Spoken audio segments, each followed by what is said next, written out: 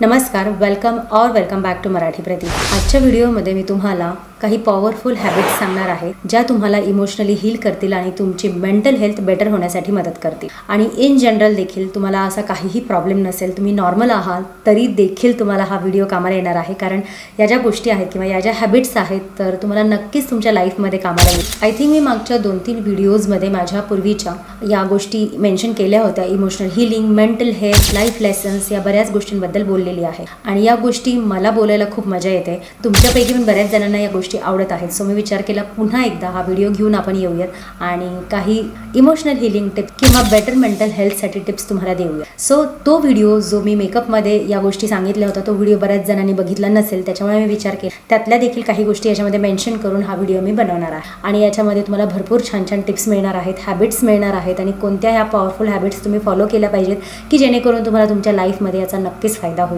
आणि मी गॅरंटी देते याच्यातली एक जरी टिप तुम्ही फॉलो केली ना, तुम्हाला त्या टिप्सचा नक्कीच काही ना काही तुमच्या आयुष्यात फायदा होईल। सो डेफिनेटली व्हिडिओ पूर्ण बघा, जी पण टिप तुम्हाला फॉलो करायची इच्छा आहे ती फॉलो करा आणि कमेंटमध्ये लिहा तुम्हाला कोणती टिप जास्त आवडली किंवा कोणती हॅबिट तुम्ही फॉलो कराल आजपासून। सो येस, आता आपण सुरू करूयात आपल्या व्हिडिओला आणि सगळ्यात महत्त्वाचा हा व्हिडिओ ज्यांना गरज आहे त्यांच्यासोबत देखील शेअर करा, लाईक करा व्हिडिओला, कमेंट करा आणि अजूनपर्यंत सबस्क्राईब नसेल केलं चॅनलला तर करा। शिवाय नोटिफिकेशन बेलला पण क्लिक करा की जेणेकरून माझे व्हिडिओ तुमच्याजवळ लवकरात लवकर पोहोचतील आणि अशा छान छान टिप्स, हॅबिट्स किंवा ज्या पण गोष्टी तुमच्याजवळ लवकर पोहोचतील तुम्ही त्याचा आनंद घ्याल, तुम्ही त्याला फॉलो करून तुमच्या पण आयुष्यात काही चांगले बदल घडा। तर आता आपण बघूयात या कोणत्या पॉवरफुल हॅबिट्स आहेत ज्या तुम्हाला इमोशनली हील करतील किंवा तुमच्या मेंटल हेल्थला बेटर। तर सगळ्यात पहिली हॅबिट जी आहे, जी मी आधी पण सांगितलेली आहे तुम्हाला, ती म्हणजे ॲक्नॉलेज युअर फीलिंग। म्हणजेच तुमच्या ज्या फीलिंग्ज आहेत, तुमच्या ज्या भावना आहेत त्याला ॲक्नॉलेज करा, म्हणजेच स्वीकारा। सो ज्या पण तुमच्या मनात भावना आहेत किंवा ज्या पण गोष्टी तुम्हाला बोलायच्या आहेत किंवा तुमच्या मनात कुठेतरी त्या तुम्हाला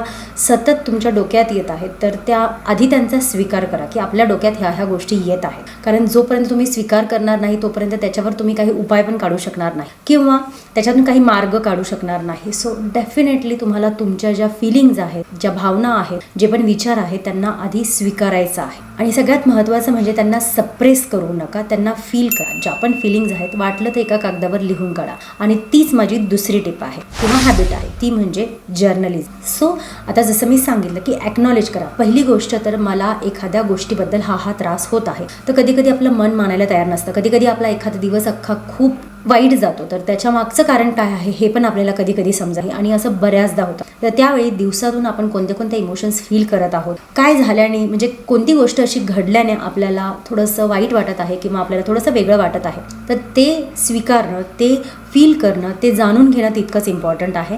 आणि एकदा का जाणून घेतलं तर ते राईट डाऊन करा। म्हणजेच काय तर जर्नलिझममध्ये हेच येतं की तुमची जी फीलिंग आहे, तुमची जी इमोशन आहे, तुम्हाला जे पण काही वाटत आहे ते एका कागदावर, एका बुकवर लिहून काढा की मला हे घडलं त्याच्यामुळे असं वाटत आहे। सो त्याच्याने एक क्लिअरन्स तुम्हाला मिळतो की हां, हे ॲक्च्युली घडत आणि याच्यामुळे माझा मूड खराब होत आहे, याच्यामुळे मला दिवस असा गेलेला। सो ही जी गोष्ट आहे ही राईट डाऊन केल्याने आणखीन क्लिअर होतं आणि याने काय होतं, तुमचा जो प्रॉब्लेम आहे त्याला तुम्ही अंडरस्टँड करता, म्हणजे समजून घेता आणि शिवाय तुमची फिलिंग रिलीज पण करता। सो ज्या मनातल्या फिलिंग्ज आहेत, इमोशन्स आहेत त्या रिलीज होतात आणि तुम्ही त्याला बेटर अंडरस्टँड करता। त्याच्यामुळे हे जर्नलिझम करणं किंवा हे राईट डाऊन करणं तितकंच इम्पॉर्टंट। तिसरी जी गोष्ट आहे ती म्हणजे स्वतःवर दया करा। आता सेल्फ कंपॅशन म्हणजे काय तर आपण बऱ्याचदा स्वतःवर खूप हार्श होतो की मी हे शेड्यूल फॉलो नाही केलं, मी हे काम आज मला करायचं होतं मी नाही केलं। ऑफकोर्स कधी कधी नाही होत आणि म्हणजे बऱ्याचदा आपल्याला असं वाटतं की आपण जे ठरवलं ते झालंच पाहिजे किंवा आपण जसं ठरवलं होतं ते झालं नाही, तर आपण स्वतःवर खूप हार्श, स्वतःवरच कठोर वागतो, स्वतःलाच दोष देत राहतो। तर इथे आपल्याला हे कुठेतरी थांबवायचं आहे आणि सगळ्यात महत्त्वाचं पहिल्यांदा स्वतःवर दयाळूपणा दाखवा। सो स्वतःसोबत काइंड राहा आणि स्वतःला ट्रीट द्या। म्हणजे तुम्हाला असं वाटत असेल ना की हां ठीक आहे, स्वतःला समजून घ्या आधी, कारण आपण ऑफकोर्स काही ठिकाणी आपल्याला थोडंसं स्ट्रिक्ट राहावं लागतं स्वतः बाबतीत डिसिप्लिन येण्यासाठी, पण काही बाबतीत आपण विनाकारण स्वतःला दोष, कधी कधी आपला काही त्याच्यामध्ये हात नसतो किंवा आपलं इंटेन्शन कधी कधी तसं नसतं, तरी देखील आपण स्वतःला दोष। सो हे कुठेतरी आपल्याला टाळा आणि सगळ्यात महत्त्वाचं म्हणजे स्वतःसाठी काइंड, म्हणजे स्वतःलाच माफ करायला शिका आणि दयाळू राहायला शिका सो हे सेल्फ कंपॅशन आहे, ते पण खूप इम्पॉर्टंट आहे तुमच्या इमोशनल हिलिंगसाठी. चौथी जी महत्त्वाची गोष्ट आहे ती म्हणजे माइंडफुल ब्रीदिंग किंवा मेडिटेशन करा. आता मेडिटेशनचा अर्थ मला अगदी मागच्या वर्षापर्यंत म्हणजे इन जनरल मला माहीत होतं की मेडिटेशन खूप चांगलं आहे. मला पण बऱ्याच लोकांनी सांगितलं होतं की मेडिटेशन कर, पण मला तितकं त्याच्यामध्ये म्हणजे मी अजिबात घुसले नव्हते. बट कसं होतं कधी कधी अशा गोष्टी घडतात की ज्याच्यातून आपण त्या मार्गाला जातो. आणि 2025 पासून मार्च ते एप्रिलपासून मी हे व्हिडिओज खूप बघायला लागले मेडिटेशनचे, कारण मला कुठेतरी असं वाटायला लागलं की मेडिटेशन मला खूप हेल्प करतं. आणि माइंडफुल ब्रीदिंग म्हणजे काय, आपण ब्रीदिंग पण नॉर्मल ब्रीदिंग पण दिवसाचं चांगलं करत नाही. आणि ना हा म्हणजे इतका बेसिक प्रॉब्लेम आहे सर्वांचा आपल्या की आपलं ब्रीदिंगच खूप चुकीचं असतं बऱ्याच वेळा. म्हणजे पहिली गोष्ट, आपण मोठे श्वास घेत नाही. आपले श्वास नेहमी इथपर्यंत किंवा जास्तीत जास्त कधी मोठा घेतला असतं पोटापर्यंत, म्हणजे पोटापर्यंत खूप रेअरली जातो आपला श्वास. पण मला असं वाटतं की आपली मोस्टली ब्रीदिंग जी चालते ना ती अशी इथपर्यंतच चालते, म्हणजे आपल्या लंग्सपर्यंत आणि किंवा कधी कधी तर इथूनच चालते. एकदम शॉर्ट ब्रीद आपण करतो आणि ते बरेच लोक करतात. पण मला असं वाटतं की लॉंग ब्रीदिंग करणं किती इम्पॉर्टंट आहे, त्याचे फायदे काय आहेत हे मला समजलं. डेफिनेटली आपण दिवसभरात अगदी पूर्ण सतत लॉंग ब्रीदिंग करू शकत नाही, पण मला असं वाटतं की त्याच्याकडे कॉन्शियसली लक्ष देणं गरजेचं आहे. शिवाय 5 मिनिटाचं तुमचं लॉंग ब्रीदिंग असेल किंवा अनुलोम विलोम जो असेल तो देखील खूप छान याच्यामध्ये हेल्प करतो. किंवा बॉक्स ब्रीदिंग असेल, तुम्ही ब्रीदिंगचे टाईप शोधा, हे तुम्हाला खूप हेल्प करतील तुमचं ब्रीदिंग चांगलं व्हायला. सो हे जे ब्रीदिंग टेक्निक्स आहेत हे जर शिकले तर तुमचं माइंड खूप असं सेंटर्ड आणि शांत राहतं. त्याच्यामुळे ब्रीदिंग टेक्निक किंवा मेडिटेशन जरूर करा. मेडिटेशनमध्ये पण आणखीन भरपूर गोष्टी असतात की ज्याच्यामध्ये तुम्हाला शांत राहायचं आहे, काही विचार डोक्यात आणायचे, तर ते मेडिटेशन वेगवेगळ्या प्रकारचं असतं. तुम्हाला जे आवडतं त्या प्रकारचं करा. नॉर्मली 5 मिनिटं फक्त शांत बसून तुम्ही मेडिटेशन करायला शिका, की फक्त 5 मिनिटं मला शांत बसायचं आहे, कसलेच विचार डोक्यात आणायचे नाही आहेत. सो हे मला माहिती आहे इतकं पटकन होत नाही अजून, पण माझा पण तो प्रयत्न सुरूच आहे. मी पण मेडिटेशन असं आरामात हळूहळू करतच आहे. बट अजून त्या लेवलपर्यंत की ज्याच्यात मला अगदीच काही डोक्यात विचार येत नाहीत, अजूनपर्यंत ते तितकं माझं सुद्धा झालेलं नाही. बट येस, मी हे नक्की सांगते की मी मेडिटेशन करायला सुरुवात केलेली आहे आणि त्याच्यामुळे खूप जास्त फरक पडतो. म्हणजे आपण प्रत्येक गोष्टीमध्ये एकदम असं ॲक्टिव्हली पार्टिसिपेट करतो किंवा प्रत्येक गोष्ट आपल्याला चांगल्याने समजायला लागते. आपण शांत राहतो, प्रत्येक गोष्टी उलगडत जातात, काही गोष्टी आपल्याला समजत नसतात, तर ते मेडिटेशन केल्याने त्याचा अर्थ काय आहे तो देखील कळायला लागतो. आणि ऑफकोर्स तुमच्या नर्वस सिस्टीमसाठी हे मेडिटेशन किंवा जे ब्रीदिंग आहे ते खूप इम्पॉर्टंट आहे. आणि याच्याने डेफिनेटली तुमचं मन शांत होतं, तुमचं शरीर शांत होतं आणि त्याच्याने तुमचे जे प्रॉब्लेम्स आहेत त्याच्यावर पण सोल्युशन तुम्हाला सापडायला लागतं. सो हा जो पॉईंट आहे खरंच खूप इम्पॉर्टंट आहे आणि तुम्ही नक्की ट्राय करा. मी असं म्हणेन की फक्त 5 मिनिटापासून सुरुवात करा. 5 मिनिटं तुम्ही लॉंग ब्रीदिंग करा किंवा 5 मिनिटं अनुलोम विलोम करा किंवा 5 मिनिटं मेडिटेशन करा किंवा बॉक्स ब्रीदिंग करा. जे पण तुम्हाला आवडेल याच्यातलं ते डेफिनेटली 5 मिनिटापासून करायला सुरुवात करा. नंतर तुम्ही हळूहळू त्याला वाढवू शकता. बट हे दिवसातले 5 मिनिटं जरी तुम्ही दिले ना तरी खूप त्याचा फरक देईल. 5वी जी हॅबिट आहे ती म्हणजे सीक सपोर्ट. म्हणजे काय, तर एखादं मार्गदर्शन शोधा किंवा मार्गदर्शन करणारा शोधा. तर याच्यामध्ये कोणी असू शकतं, मे बी तुमची आई असू शकते, वडील असू शकतात, भाऊ असू शकतो, तुमचा हस्बंड असू शकतो, तुमची वाईफ असू शकते, तुमचा एखादा एकदम जवळचा फ्रेंड असू शकतो किंवा एखादा काउन्सिलर असू शकतो किंवा एखादा ग्रुप असू शकतो असा सपोर्ट करणारा. तर त्याच्यासाठी म्हणजे जर तुम्ही मेंटली एकदम डिस्टर्ब झालेला आहात किंवा इमोशनली तुम्हाला अजिबात चांगलं वाटत नाही आहे, तर यावेळी तुम्हाला सपोर्ट शोधणं गरजेचं आहे. याच्यासाठी लाजू नका, कारण की जर तुम्ही लाजाल तर त्याचा त्रास तुम्हाला होत राहील आणि तो त्रास जरी हळूहळू कमी झाला तरी पुन्हा तोच त्रास आल्यानंतर तुम्हाला परत त्याच्यातून निघायला खूप वेळ लागेल. त्याच्यामुळे सीक सपोर्ट. नक्की तुम्ही एखादा चांगला सपोर्ट शोधा, त्यांना बोला. आणि मला असं वाटतं म्हणजे आई वडील किंवा जे जवळचे असतात ते तुम्हाला म्हणजे असे लोक शोधा ज्यांना तुम्ही सांगितल्यानंतर त्याच्यावर ते काहीतरी तुम्हाला चांगलं मार्गदर्शन, स्पेशली काउन्सिलर वगैरे असतात त्यांना डेफिनेटली तुम्ही सांगू. एखादा फ्रेंड पण थोडासा वेगळ्या नजरेने बघून तुम्हाला सांगतो. मी सांगेल की ओपन अप व्हा, बोला, जे पण आहे ते बोलून आणि त्याच्यानंतर ते सॉर्ट आउट करून घ्या. कारण जोपर्यंत तुम्ही बोलणार नाही ना तोपर्यंत ते आतल्या आत खूप त्रास देते. त्याच्यामुळे डेफिनेटली सपोर्ट शोधा. 6वी जी हॅबिट आहे ती म्हणजे let go of guilt and blame. म्हणजेच काय, तर स्वतःला दोषी मानणं किंवा दोष देत राहणं हे बंद करा. आणि ज्या पण अशा गोष्टी आहेत ज्या तुम्ही चेंज करू शकत नाही त्या ॲक्सेप्ट करायला शिक. सो त्याच्यावर जर तुमचा कंट्रोलच नाही तर त्या कुठेतरी ॲक्सेप्ट करणं इम्पॉर्टंट. सो नेहमीच हे गिल्ट वाटत राहणं किंवा ब्लेम देत बसणं चुकीचं आहे आणि ते सोडून द्या. आणि जर जितकं लवकर तुम्ही हे सोडून द्याल आणि जितकं लवकर हे तुम्ही ॲक्सेप्ट कराल तितकं तुमचं जीवन जे आहे ते सुखकर जाईल आणि चांगलं जाईल. 7वी जी माझी हॅबिट आहे ती म्हणजे फॉरगिव्हनेस, क्षमा करणं. आणि तुम्हाला खरंच सांगते, क्षमा करणं म्हणजे कोर्स आपण बऱ्याच बायकांना तर जनरली खूप सवय असते की अगदी 7-7, 8-8 वर्षाचं किंवा कधी कधी खूप लहानपणीचं पण आठवतं आणि खरंच ते आपल्या सबकॉन्शियस माइंडमध्ये कुठेतरी गेलेलं असतात या गोष्टी, की आपल्याला कोणीतरी काहीतरी बोललेलं असतं, कोणीतरी कशी वागणूक दिलेली असते, सो आपण लवकर फॉरगिव्ह करू शकत नाही. आणि हे माझ्या बाबतीत पण तितकंच खरं आहे. मला अजूनसुद्धा म्हणजे कितीतरी वेळा काही आधीच्या गोष्टी घडलेल्या आठवून खूप रडायला येतं आणि खूप रडते. बट खरं सांगू का, मी दुसरी पण गोष्ट प्रॅक्टिस करते, ती म्हणजे फॉरगिव्हनेसची. तर मी बऱ्याच वेळा क्षमा प्रार्थना करते, क्षमा मागते, दुसऱ्यांची पण क्षमा मागते. कळत नकळत मी कोणाला दुखावलं असेल किंवा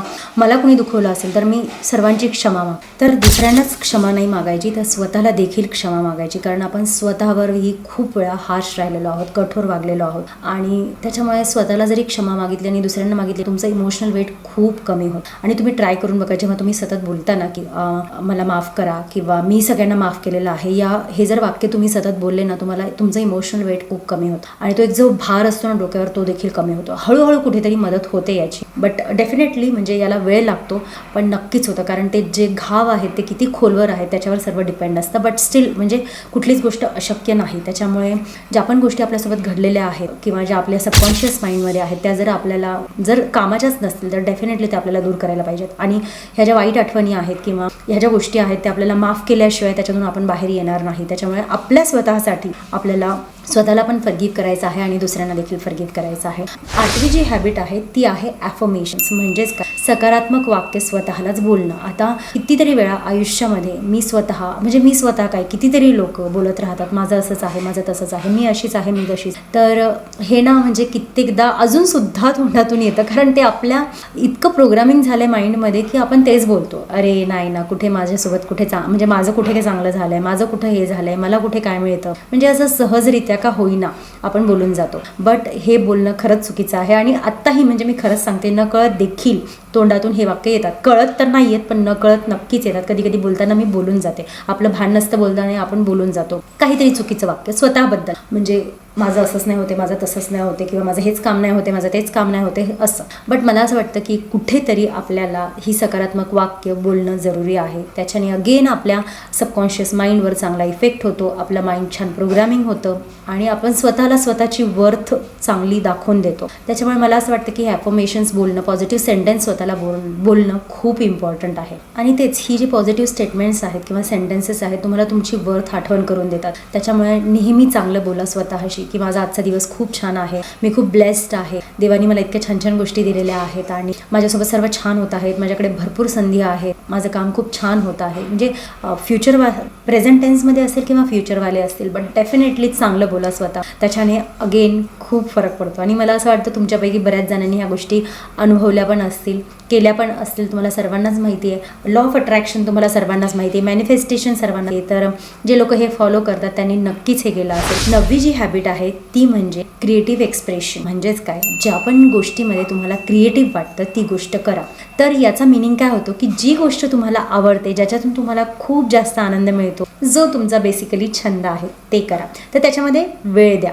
जसं की डान्स असेल, आर्ट असेल, त्याच्यानंतर म्हणजे आर्ट अँड क्राफ्ट असेल, किंवा पेंटिंग असेल, किंवा सिंगिंग असेल, किंवा म्युझिक असेल, किंवा रायटिंग असेल. तर याच्यातल्या ज्या पण गोष्टी तुम्हाला आवडतात, रीडिंग पण असू शकतं, बुक रीडिंग असू शकतं. सो याच्यातल्या ज्या पण गोष्टी तुम्हाला आवडतात त्या डेफिनेटली करा. कारण हे जे क्रिएटिव्ह एक्सप्रेशन्स आहेत हे तुम्हाला हील करायला खूप मदत करतात, तुमची मेंटल हेल्थ खूप चांगली करतात. शिवाय म्हणजे एकदम लाईट वेट वाटतं तुम्हाला जेव्हा तुम्ही ही गोष्ट करत असतात आणि सर्व गोष्टी तुम्ही विसरून जातात. कारण जी आपली आर्ट आहे किंवा जे आपल्याला आवडतं ते करणं म्हणजेच एक मेडिटेशन देखील आहे, कारण त्याच्यामध्ये आपण आपलं पूर्ण ध्यान लावतो. सो डेफिनेटली असे क्रिएटिव्ह एक्सप्रेशन्स नक्की करा. म्हणजेच काय, तर तुमची हॉबीला नक्की जपा आणि त्याच्यामध्ये वेळ इन्व्हेस्ट करा. 10वी आणि माझी सगळ्यात आवडीची टिप आहे ती म्हणजे कनेक्ट विथ नेचर. निसर्गासोबत कनेक्शन करा. म्हणजेच काय, बेअरफूट, पायात काही न घालता छान रस्त्यावर चाला किंवा गार्डनमध्ये चाला, ग्रासवर चाला, खूप चांगलं वाटतं. पाण्याच्या ठिकाणी जा, ज्यांना पाणी आवडतं. मला स्पेशली पाण्याची ठिकाणं किंवा समुद्र, बीच, नदी हे खूप आवडतं. सो अशा ठिकाणी जा जिथे पाणी असतं.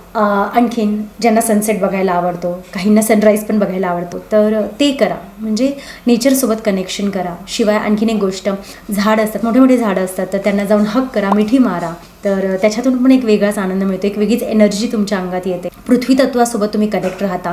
त्याच्यामुळे मला असं वाटतं की नेचरसोबत कनेक्ट होणं ही पण एक खूप इम्पॉर्टंट गोष्ट आहे किंवा सवय आहे आणि त्याच्यातून अगेन तुम्हाला खूप छान वाटेल. म्हणजे हिलिंगसाठी असेल किंवा चांगली मेंटल हेल्थ ठेवण्यासाठी असेल, खूप छान वाटतं कनेक्ट विथ नेचर. मग याच्यासाठी असं नाही की तुम्हाला वेकेशनवरच जायला पाहिजे. याच्यासाठी तुम्ही नॉर्मल गार्डनमध्ये जाऊन पण ग्रासवर चालू शकता.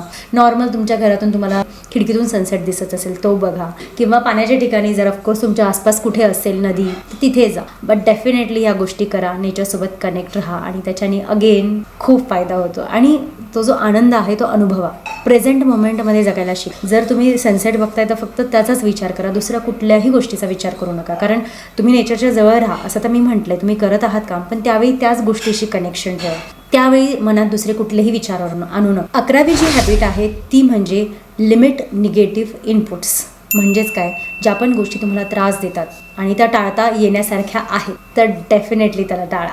डेफिनेटली त्याला नाही म्हणा. जसं की सोशल मीडियावर वेळ घालवणं असेल, तुम्ही करू शकता, ते तुमच्याच हातात आहे. काही लोक तुम्हाला आवडत नसतील किंवा काही लोक तुम्हाला त्रास देत असतील किंवा त्यांच्यापासून तुम्हाला त्रास होतील कळत नकळत, जर पॉसिबल असेल तर दूर राहा. आणि ज्या गोष्टी बेसिकली तुमच्या पेनला ट्रिगर करतात तर पॉसिबल आहे तितकं त्याच्यापासून दूर राहा. म्हणजे त्या वाटेला जाऊच नका. काही न्यूज बघितल्यावर काही लोकांना चांगलं नाही वाटत, लगेच इमोशनल होतात, तर न्यूज बघू नका. मी प्रिफरेबली तशी करते.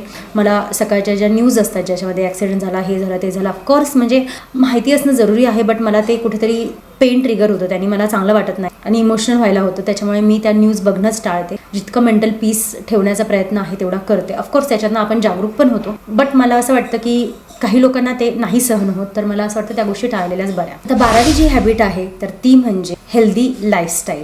ते बोलणं खूप इझी वाटतं हेल्दी लाईफस्टाईल, बट याच्यामध्ये अगेन भरपूर गोष्टी आपल्याला कराव्या लागतात. सो झोप पुरेशी होणं, पुरेसं पाणी पिणं, चांगलं जेवण करणं, हेल्दी चॉईसेस करणं जेवणात, त्याच्यानंतर बॉडी मुवमेंट म्हणजेच एक्सरसाइज करणं. सो ह्या सर्वच गोष्टी याच्यामध्ये आल्या आणि त्या खूप इम्पॉर्टंट आहे आणि त्याच्याने अगेन तुमची मेंटल, फिजिकल हेल्थ सर्वच गोष्टी खूप छान राहतात. हेल्दी लाईफस्टाईलमुळे तुमची जर फिजिकल हेल्थ चांगली राहिली तर ऑफकोर्स तुमची मेंटल हेल्थ देखील चांगली. 13वी जी हॅबिट आहे ती म्हणजे सेट बाउंड्री. आता काही ठिकाणी आपल्याला बाउंड्रीज सेट करणं गरजेचं. ते म्हणजे काय की जेव्हा एखादी गोष्ट तुम्हाला पटत नाही आहे, तुम्हाला आवडत नाही आहे, तुम्हाला करायची इच्छा नाही आहे, सरळ सरळ तुम्ही तिथे नाही म्हणून. कारण आपण कुठेतरी म्हणजे याला काय वाटेल, त्याला काय वाटेल, असं झालं तर काय होईल, तसं अशा प्रेशरमध्ये कधी कधी आपण आपल्या मनाविरुद्ध करतो. आपण आपल्या मनाविरुद्ध त्या व्यक्तीसोबत जातो किंवा त्या ठिकाणी जातो किंवा काही गोष्टी करतो पण मनाविरुद्ध.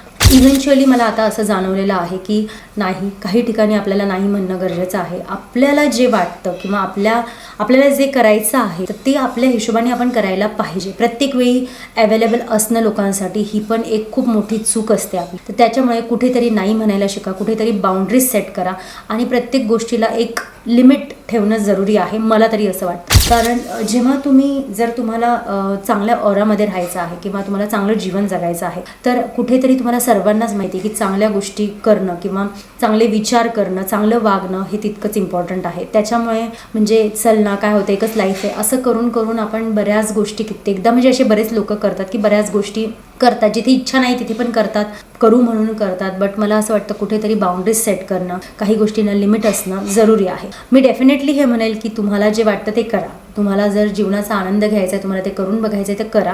बट इव्हेंच्युअली तुम्हाला हे हळूहळू समजेलच की काही गोष्टींमध्ये आपल्याला बाउंड्रीज सेट करणं पण जरुरी असतं. 14वी आणि खूप इम्पॉर्टंट अशी हॅबिट आहे ती म्हणजे ग्रॅटिट्यूड प्रॅक्टिस, म्हणजे आभार व्यक्त करायची प्रॅक्टिस करणं. तर ह्या गोष्टी मला वाटतं आधीच्या पण व्हिडिओमध्ये सांगितलेल्या आहेत, त्याच्यातल्या काही गोष्टी. आणि ग्रॅटिट्यूड किती इम्पॉर्टंट आहे, आभार व्यक्त करणं, आभार मानणं, आभारी असणं, कृतज्ञ असणं किती इम्पॉर्टंट आहे. तर हे तुम्हाला म्हणजे मला असं वाटतं ज्यांनी फॉलो केलं नाही त्यांना नक्कीच माहिती आहे की किती इम्पॉर्टंट आहे हे आणि त्याच्याने किती फरक पडू शकतो. सो आभार व्यक्त करणं आणि आभारी असणं, एखाद्या गोष्टीबद्दल कृतज्ञ असणं, याच्याने काय होतं की ती गोष्ट म्हणजे आपल्याला त्याचा रिस्पेक्ट आहे. आपण जी पण गोष्ट आपल्याला मिळालेली आहे किंवा जो व्यक्ती आपल्याला मदत करतो तर आपण त्याचा रिस्पेक्ट म्हणून त्याचा आभार मानतो. तर त्याचा अर्थ आपल्याला त्याची किंमत आहे, व्हॅल्यू आहे, रिस्पेक्ट आहे. सगळ्यात महत्त्वाचं म्हणजे त्या परमेश्वराचे आभार मानत राहा. त्यांनी आपल्याला इतकं छान आयुष्य दिलेलं आहे, इतकं सुंदर जीवन दिलेलं आहे, इतके छान छान गोष्टी तो आपल्याला शिकवत आहे आयुष्यात येऊन. काय असतं आयुष्य, कसं असतं, हे सर्व तो शिकवत आहे. सगळ्यात पहिल्यांदा तर देवाचे आभार मानणं आवश्यक आहे. प्रत्येक सिच्युएशनचा आभारी राहा. तर ह्याच्याने खरंच सांगते खूप मोठा डिफरन्स तुम्हाला बघायला मिळेल. आणि रोज रात्री तुम्हाला दिवसात अशा कोणत्या 3-4 गोष्टी वाटल्या की तुम्ही ज्याच्याबद्दल खूप मनापासून आभारी आहात, त्या नक्की बोला किंवा लिहून काढा. अशा 4-5 गोष्टी बोला की ज्याच्याबद्दल तुम्ही आभारी आहात, कृतज्ञ आहात. म्हणजे त्याच्यात काही असू शकतं. मी मागच्या वेळी पण तुम्हाला एक्झाम्पल दिलं होतं, जसं की आज मी जिवंत आहे, आज माझा परिवार सुखरूप आहे, माझी हेल्थ चांगली आहे, माझ्या परिवाराची हेल्थ चांगली आहे, त्याच्याबद्दल मी आभारी आहे. आज मला इतकं छान राहायला घर मिळालेलं आहे, मला स्वच्छ पाणी प्यायला मिळालं, माझं शरीर चांगलं काम करत आहे, माझी मेंटल हेल्थ चांगली आहे, मी फिजिकली एकदम फिट आहे. म्हणजे अगदी लहान लहान गोष्टींबद्दल पण तुम्ही आभार व्यक्त करू शकता. ह्या लहान बेसिक गोष्टींपासून ते अगदी मोठ्या गोष्टी शकता. आणि आभार हे व्यक्त करणं, आभारी असणं आतमधून खूप इम्पॉर्टंट आहे. आता लास्ट बट नॉट लिस्ट म्हणजे स्पिरिच्युअल कनेक्ट. त्या देवासोबत, त्या परमात्म्यासोबत कनेक्ट, कारण तोच आपल्यात आहे, तोच सर्वीकडे आहे. त्याच्यासोबत एक हार्ट टू हार्ट कनेक्शन. याच्यात तुम्ही 2-3 गोष्टी करू शकता. ते म्हणजे प्रेयर, प्रार्थना करू, मंत्र चांटिंग म्हणजेच मंत्र जाप करू, शिवाय काही स्पिरिच्युअल बुक्स असतात ते वाचायचे, स्पिरिच्युअल व्हिडिओज असतात ज्याच्यात काही घेण्यासारखं असतं ते बघू शकता. तर याच्याने अगेन स्पिरिच्युअलिटी म्हणजे खरंच या अध्यात्म म्हणजे असं नाही की फक्तच देवाचंच नाव घेऊन, पण म्हणजे त्याच्यात भरपूर गोष्टी शिकण्यासारख्या. एक त्या परमात्म्यासोबत जर कनेक्शन असेल ना, तर मला असं वाटतं कुठलीच गोष्ट आयुष्यात अवघड वाटत नाही. आणि नेहमी आपण त्याच्यावर बिलीव्ह ठेवून सगळ्या गोष्टी करत राहतो, त्याच्यावर सोपवून देतो. अगेन ही गोष्ट पुन्हा एकदा सांगते, त्याच्यावर सर्व सोपवून दिलं की आपला सगळा भारत चालला जातो. त्याच्यामुळे मला असं वाटतं की स्पिरिच्युअल कनेक्शन किती इम्पॉर्टंट आहे तुम्हाला माहिती. आणि at the end of the day मी मागे पण सांगितलंय की काही गोष्टी, बऱ्याच गोष्टी आपल्या हातात नसतात, ते त्याच्यावरच आपलं सर्व असतं डिपेंड. ती श्रद्धा, तो विश्वास खूप इम्पॉर्टंट आहे. जर तुमचा त्याच्यावर विश्वास आहे, जर तुमचा बिलीव्ह आहे, ती गोष्ट नक्की चांगलीच गमी जसं विचारशी घडतेच. त्याच्यामुळे मला असं वाटतं की स्पिरिच्युअल कनेक्शन माझ्यासाठी तरी खूप इम्पॉर्टंट पॉईंट आहे. आणि मला लहानपणापासूनच खरं सांगायला गेलं तर खूप आवडतं प्रेयर करायला. मंत्र चांटिंग असेल, प्रेयर असेल, आणि इनफॅक्ट आजकाल वाचणं, बघणं पण असेल, व्हिडिओ वगैरे, तर मी जास्त करते. मला खूप आवडतं. म्हणजे ही एक गोष्ट जरी तुम्ही डोक्यात घेतली तरी तुम्ही, मला असं वाटतं, प्रेयर कराल आणि तुम्हाला ते आवडेल का. येस, अशा ह्या 15 गोष्टी ज्या तुम्हाला इमोशनली हील करायला खूप मदत करते किंवा तुमची मेंटल हेल्थ अजून चांगली करायला हेल्प करते. तर याचा मिनिंग असा नाही की तुमची मेंटल हेल्थ बिघडलेली आहे, बट जी पण तुमची सध्या मेंटल हेल्थ आहे ती अजून चांगली होईल. कारण मला माहिती आहे असा एकही व्यक्ती इथे तुम्हाला पृथ्वीवर मिळणार नाही की ज्याला काही प्रॉब्लेम्स किंवा अडचणी येत नाहीत. फक्त फरक हा असतो की कोणता व्यक्ती तो कोणत्या पद्धतीने घेतो आणि त्याच्यावर मार्ग काढतो, तो फक्त फरक असतो. आणि जो मार्ग काढणारा असतो त्याला ऑलरेडी ह्या ज्या गोष्टी सांगितलेल्या आहेत मी त्या समजल्या. सो मला असं वाटतं की माझ्यासोबतच तुम्हाला पण याचा फायदा व्हावा, तुम्ही पण याच्यातनं काही गोष्टी शिकाव्यात आणि आणखीन दुसऱ्या लोकांना पण शिकवाव्यात, म्हणून मी हा व्हिडिओ अशा प्रकारचे म्हणून मी व्हिडिओ बनवते. आणि म्हणूनच हा व्हिडिओ पण मी बनवला. आणि अशा 15 छान टिप्स, हॅबिट्स मी तुम्हाला सांगितलेल्या आहेत. आय होप तुम्ही नक्कीच फॉलो कराल. मी तर म्हणते सर्वच करा, जितक्या पॉसिबल आहे जास्तीत जास्त तितक्या ह्या हॅबिट्स फॉलो करा आणि प्रयत्न करा. मी असं म्हणणार नाही की तुम्हाला एकदाच तुम्ही सगळ्या करू शकाल. म्हणजे मी स्वतःच कधी कधी एखादी दुसरी गोष्ट माझ्याकडून राहते, बट असं असतं की ॲटलिस्ट जे तरी थोडं तरी करते ते तरी इम्पॉर्टंट असतं. आणि मला असं वाटतं कोणत्या ना कोणत्या याच्यातल्या हॅबिट्स स्वतःला लावून घ्या, फॉलो करा आणि त्याचा एक्सपिरियन्स घ्या. जर तुम्ही चांगल्याने केला तर मी तुम्हाला 100% सांगते त्याचा तुम्हाला खूप छान आणि मला असं वाटतं जे लोक खूप डिसिप्लिन्ड असतात तर त्यांना तर याचा खूप जास्त होईल. कारण डिसिप्लिन व्यक्ती तो सतत करेल त्याच्याने आणखी. सो नक्की म्हणजे नक्की ह्या गोष्टी ट्राय करा, नक्की हे हॅबिट्स ट्राय करा. तुमच्या फ्रेंड्ससोबत हा व्हिडिओ शेअर करा, कारण या व्हिडिओची, अशा प्रकारच्या व्हिडिओची खूप जणींना आणि खूप जणांना गरज आहे. त्याच्यामुळे मला असं वाटतं की हा व्हिडिओ त्या लोकांना शेअर करा ज्यांना खरंच याची गरज आहे. तुम्ही देखील पाहिलंच आहे तर तुम्ही पण लाईक करा. आणि येस, हा व्हिडिओ पूर्ण पाहिला त्याबद्दल मनापासून आभार. भेटूयात नेक्स्ट व्हिडिओपर्यंत. काळजी घ्या.